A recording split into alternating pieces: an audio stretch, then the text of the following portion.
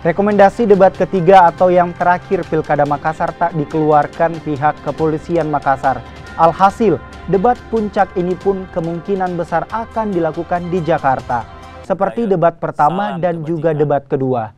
Tak keluarnya izin dari kepolisian ini karena dinilai bisa mengganggu keamanan serta berpotensi menimbulkan kerumunan di masa pandemi corona. Atas rekomendasi itu, KPU Makassar pun akan melaksanakan debat di luar Makassar dan dijadwalkan pada 4 Desember mendatang.